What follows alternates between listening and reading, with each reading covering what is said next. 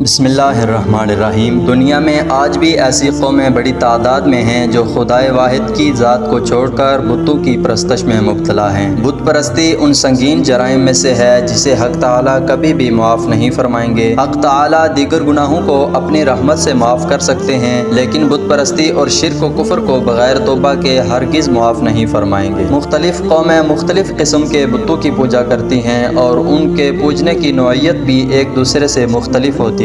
ہر ایک کا طرز عبادت جدا ہوتا ہے، لیکن سوال یہ پیدا ہوتا ہے کہ دنیا میں بت پرستی کی ابتدا کیسے ہوئی اور سب سے پہلے بت پرستی کس نے شروع کی؟ بت پرستی کا آغاز کیسے ہوا، اس کے متعلق جاننے سے قبل یہ جان لیں کہ بت پرستی کیا ہوتی ہے۔ بت پرستی میں لوگ کسی شخص یا شے کی ظاہری شکل و صورت لکڑی، دھات، پتھر یا مٹی وغیرہ سے بنا کر اسے معبود گردانتے ہیں اور اسے اپنا حاجت روا، مشکل کشا اور خدا سمجھتے ہیں۔ اس کو راضی کرنے کے لیے اس کی عبادت اور پرستش کرتے ہیں۔ اب ہم سوال کے اصل جز کی طرف آتے ہیں کہ بت پرستی کی ابتدا کب ہوئی۔ بت پرستی کی تاریخ بہت قدیم ہے اور اس کی ابتدا اس طرز پر ہوئی کہ نوح علیہ السلام کی قوم کے جو نیک اور صالح افراد تھے، لوگ ان کی وفات کے بعد بطور یادگار ان کی مورتیاں تراش لیتے تھے اور ان بتوں کو اپنے بزرگوں کا نام دیتے تھے، لیکن ان کی عبادت نہیں کرتے تھے۔ پھر رفتہ رفتہ لوگوں میں جہالت و بے دینی عام ہوتی گئی اور لوگوں نے ان مورتیوں کو معبود کا درجہ دینا شروع کر دیا اور یوں بت پرستی کی ابتدا ہوئی۔ چنانچہ بخاری شریف میں روایت موجود ہے کہ حضرت نوح علیہ السلام کی قوم کے نیک لوگوں کی جب وفات ہو گئی تو شیطان نے ان کی قوم کے دل میں یہ بات ڈال دی کہ ان کی مجلسوں میں جہاں وہ بیٹھتے تھے